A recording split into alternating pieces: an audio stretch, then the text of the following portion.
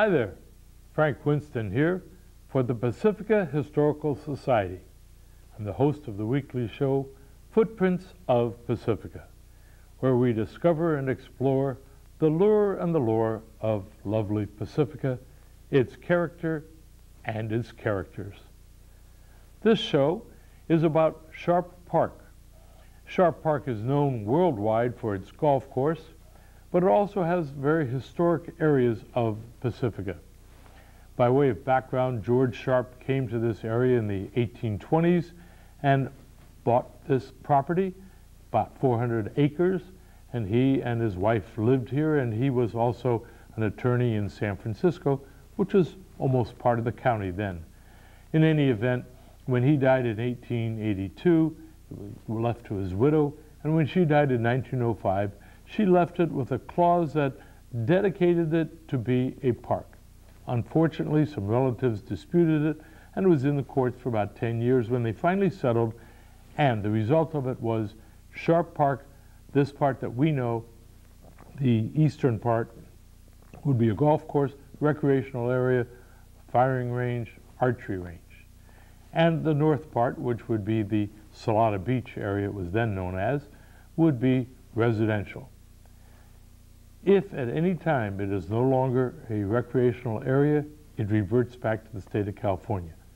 So it has remained the golf course, in fact a very famous golf course, designed by Alistair Mackenzie, who designed the Masters course in Augusta, at the Augusta Golf Course, and also the one in Carmel at the Pebble Beach. As we take the walking tour today with Jerry Crow, an archivist and a member of the Historical Society, we will find out that there were certain sections of the area that have still remained in its historic tone, even though the Pacifica became a city in 1957 and the freeway came through in 1959, and hence you'll learn about the east and the west of Sharp Park. Now let's roll the tape.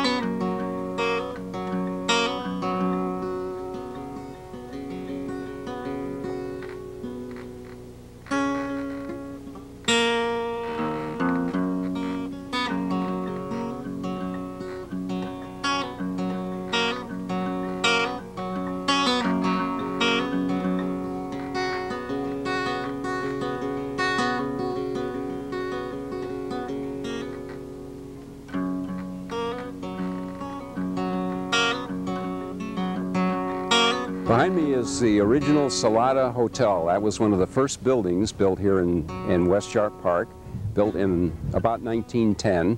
We can see it in the photographs of that era, so that's confirmed.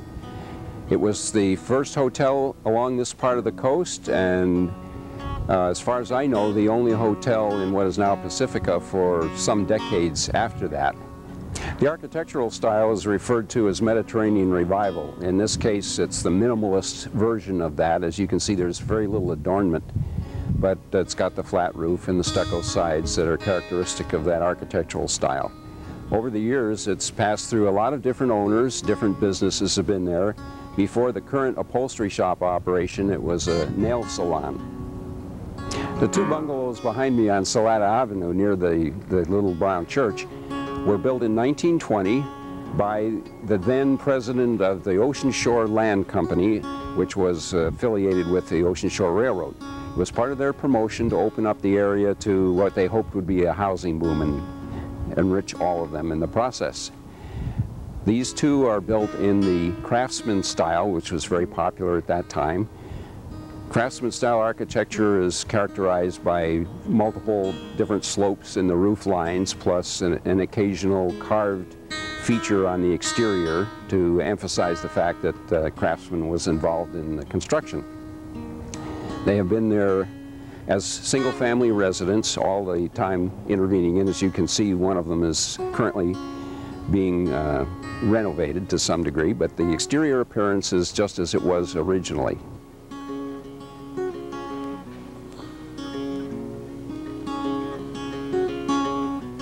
This church was built in 1910 by Presbyterians who built a string of 3 such churches along the north coast of San Mateo County in anticipation of the increase in population from the Ocean Shore Railroad arrival. For many years it continued as a Presbyterian church with its famous pastor, the Reverend Herschel Harkins, after whom the Pacifica Pier is now named after. That's the Herschel Harkins Memorial Pier. Amongst many other uses over the years, the Little Brown Church was the Red Cross headquarters during World War II. It also hosted teen dances and movie shows. Entertainment was restrained during the war years, and the Little Brown Church went a great way toward filling that community need at the time. The church changed hands in 1969 when it was sold to the Baptists after the Presbyterians had built up their congregation to the point where they needed a new, larger church. The Baptists held it for a number of years until the group that now owns the Church of the Highlands bought it. They held it for several years and decided that the site that they had picked up on Skyline Boulevard was adequate to their needs. So they sold the facility to the city in 1983, the city's intention being to use it as a police department. After renovating it, they opened it as a police headquarters in 1984, and it served in that capacity until about 4 years ago, when the new police department was finished. Since that time, the Pacifica Historical Society has worked out a lease with the city for 20 years or more, and has undertaken the responsibility for restoring and operating the church as a museum and a public event center. We're standing at 1800 Francisco Boulevard.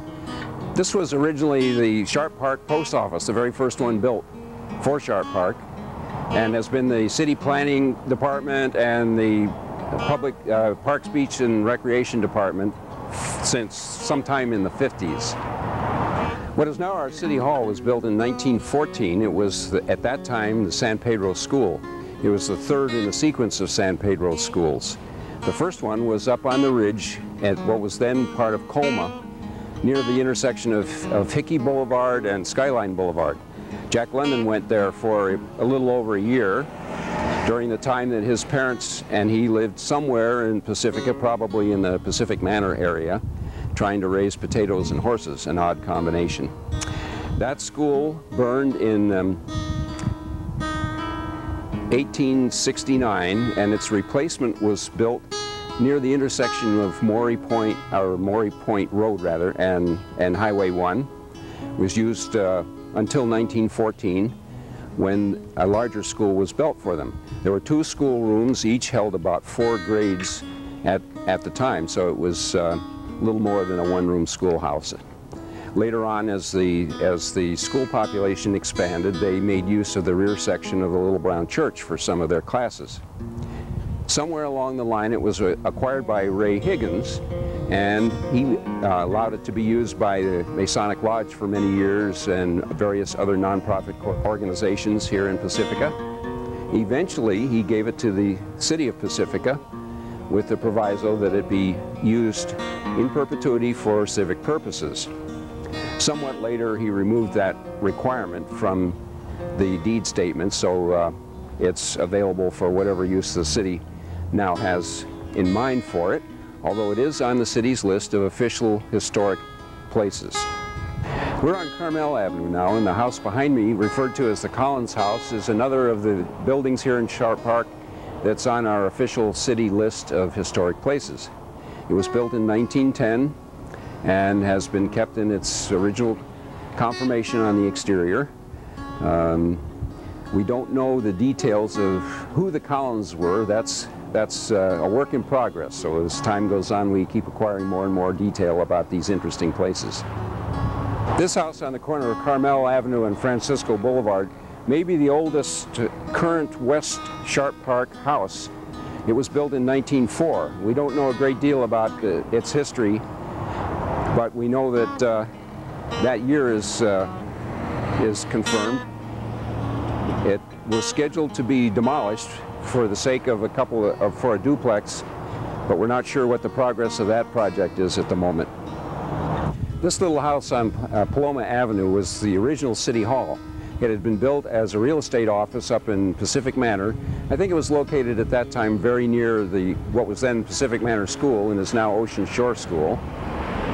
Then when the city was first formed, they needed somewhere for their administrative duties and selected this building. It belonged to Ray Higgins and he made it available to them. So it lasted as City Hall from 1957 into part of 1958. Then the city took over what had been the San Pedro School for their City Hall, and this building was relocated to this spot, used for years as a telephone answering service headquarters, and eventually converted into a residence. This is the old County Road Market, probably the second market to be built in this area. It was put up in 1909, and Anderson's store was the only one that preceded it in the market business. It was in the Plate family for all of the duration from that time until it was sold 2 years ago and has now become an antique store.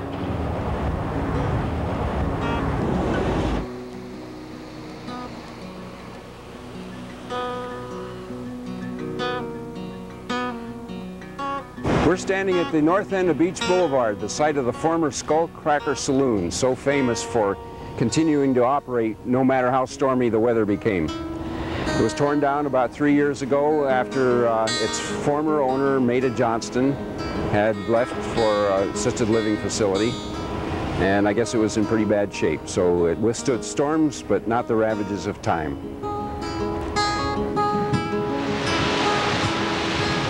It's all stories, of course, but our information is that this is Dolly Fine's house, where her girls used to come down from their San Francisco brothels to rest up from their trade.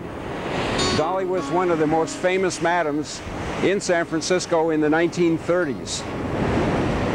She eventually got put out of business because she was resentful of the income tax and deducted her various bribes as business expenses. The story got out when one of the IRS agents mentioned it in a speech he was giving to the Tiburon Rotary Club. The story got back to the San Francisco authorities and annoyed them to the point where they just harassed her to the point where by 1938 she had to close down and move out of town. She may have holed up for a while here to avoid arrest when the last action was taken against her, but eventually she turned herself in and served a little bit of time and paid a big fine, and that was the end of her activity in this area.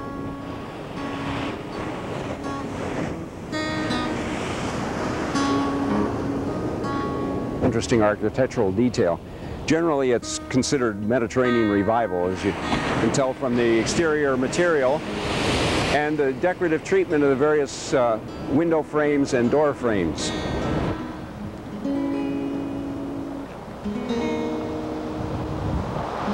This fourplex behind me has local fame because it was used in the movie The Right Stuff, the 1980s vintage film about the original astronaut activities.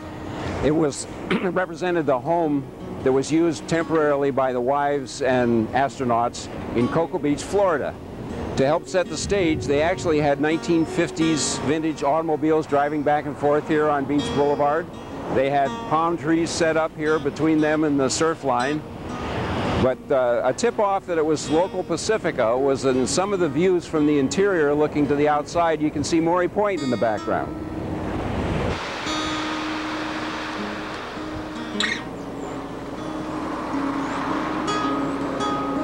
This imposing house on Clarendon is called the Pender's House. It was built sometime around 1910. I don't have the exact date yet, and I don't have very much of the story, but I understand it does have an interesting history. So as time goes by, we'll have more to be said about this particular place. Right next to the Pender's house is the site of the old 6T Inn. For many years, this was one of the golfers' favorite stopping points in their progress around the Sharp Park golf course. The golfers were used to the convenience of popping across the street for a quick bite or a beer, and enjoyed that spot for many years. But then, for some reason, the San Francisco Park and Recreation Department decided to fence the golf course. They didn't leave a gate where the people or the golfers could get across the street, so they created such an uproar that Parks and Recreation came back and built a gate into this part of the fence, and 6T Inn continued to thrive for many years after that. It was eventually made into the fourplex you see by Andrus Odsted, but he was kind enough to give the Mrs. Guffin, who was the owner at the time, widow of Mr. Guffin, I don't know her first name, but she was the owner of the 6T Inn and became the apartment manager for her lifetime due to the generosity of Mr. Odsted.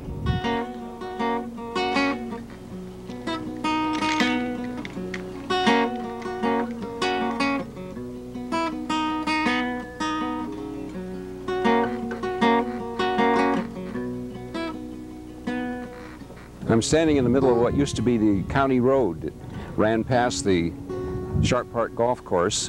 What is now the rear of the clubhouse was originally the front entrance. The golf course was put into service about 1936. The golf course was designed by Alistair MacLean, famed golf architect, and the architecture of the clubhouse was by the office of Willard Pope, which was a famous San Francisco firm at the time.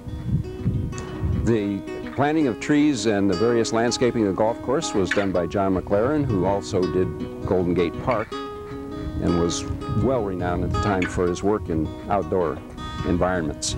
Inside, over the dining room doors, are a couple of murals done by Noah Murphy, who did that as part of a WPA project in the 1930s.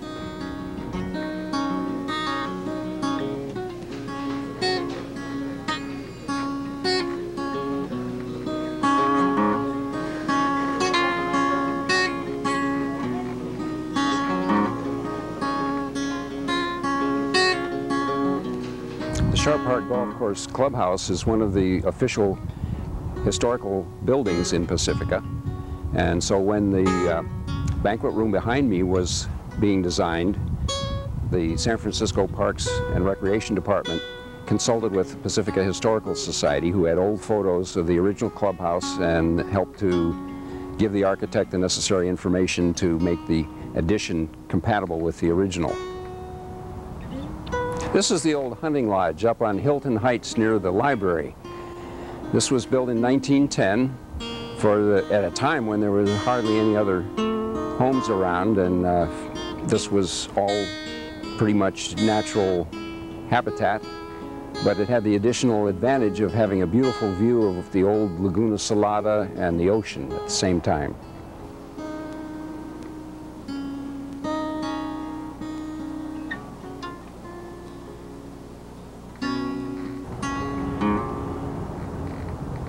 This is one of the finest landmarks in Pacifica, the old McCloskey Castle. It's built in 1908. All the McCloskey family came from Ireland, so the controversy over whether the design is Irish or Scottish, I think, is settled by that fact. I call it Irish. They named it Bendemeer. That may have been the reason some folks thought it was of Scottish origin. In any case, it had a rich history. It was in the McCloskey family for a fairly short time, because when Henry Harrison McCloskey, the original builder, who had been the general counsel for the Ocean Shore Railroad, died, his heirs didn't live there for long, but sold it off. Over the years, it went through a succession of owners who used it for everything from an abortion mill to a restaurant and speakeasy. More recently, it was owned for many years by Sam Mazza. Sam was a theater detail painter. He did the very fancy gold leaf and other highly skilled paintings that decorated the insides of ornate theaters in the old days. In the course of his career, he frequently came across discarded or very inexpensively available artifacts, statues, paintings, lamps, all sorts of items of that sort that he collected and put into the castle here. This was not his residence. His actual residence was in San Francisco, but this was his hobby and museum. His will left it in a trust, which is administered currently, and its events can be held there by nonprofit organizations. So it continues to be a place of great interest and an asset to the community. According to county records, this nice looking little house across the street from Oceana High School on Paloma Avenue is the oldest one in Pacifica, having been built in 1888.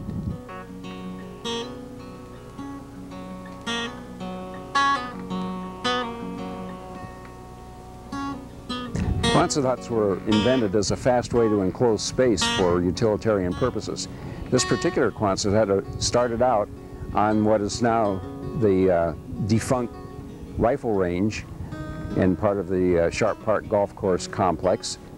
It was originally built in the 1930s and put into service as part of the relief agency activity by the San Francisco city organization. People that were in desperate economic circumstances could get room and board there, 25 cents a day, and health care in return for work. The work they did was predominantly planting all of the trees upslope from the archery range and the rifle range in that part of the Sharp Park property. During World War II, it was put into service as a temporary holding area for aliens, German and Italian aliens, and perhaps some Japanese, until they were transferred to more permanent sites. I think that some of the Italian internees remained there throughout the war, and we've heard stories of them working weekends as gardeners and making acquaintances in the community, and some of them chose to stay on when they were released after the war was over. The Quonset hut was moved here in about 1946, and San Mateo County leased the Quonset hut to the Laguna Salada Union School District in 1950 for use as a classroom. As time went on, they moved the classes elsewhere, and it became a daycare center. And finally, in 1990, title was passed by the county to the city of Pacifica, and they continue to operate it as a daycare center and neighborhood park.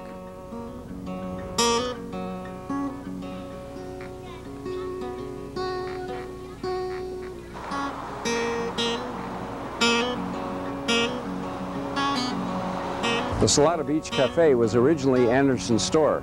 Matt Anderson was an immigrant who worked for the Ocean Shore Railroad and realized what an ideal spot this location was for commercial activity.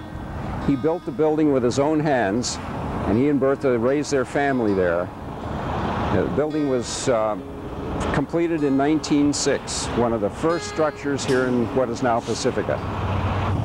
Matt Anderson not only built this building himself, but was also hired to put in all of the interior woodwork in the castle on the hill above.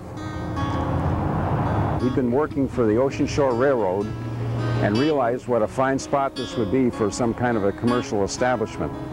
Not only was it the first grocery store in this immediate vicinity, but later became the first telephone exchange, one of the old plug-in type, and also the first gas dispensary. I wouldn't call it a gas station exactly, because it was just a 55-gallon drum with one of those little hand crank pumps on the top.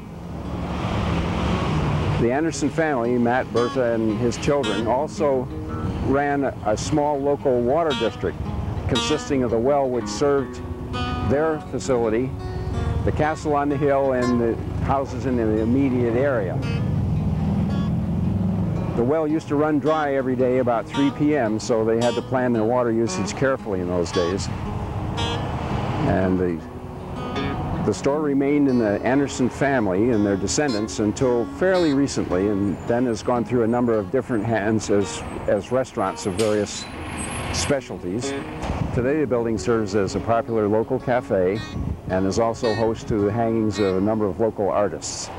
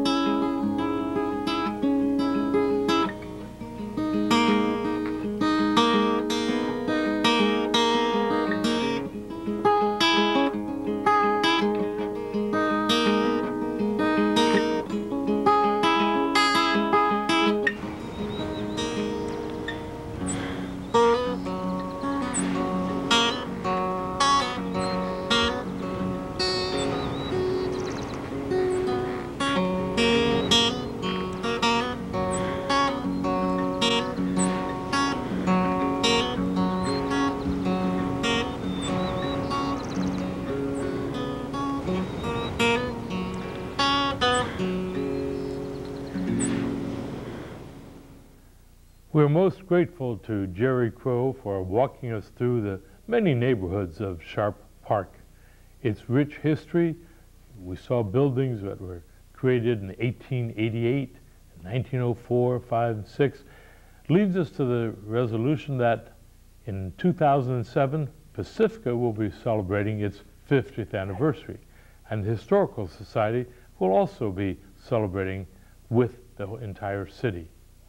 But certainly if you want to know more about the history of Pacifica, joining the Historical Society will give you that opportunity to work on many projects, many of the restoration of the old railroad car 1409 from the Ocean Shore Railroad, the Little Brown Church, and so many of the buildings that Jerry described and the metamorphosis it has taken over the years. You can always reach the Pacifica Historical Society and volunteer or donate, and particularly donating material that you may have of photographs that occurred in 1900, 1950. Many families have them and find no use for them. The Historical Society would certainly welcome them. You can contact us by Post Office Box 752 or telephone number 650-359-5462. For the Pacific Historical Society and Footprints of Pacifica, let me remind you that lives of great men all remind us we can make our lives sublime, and departing, leave behind us footprints in the sands of time.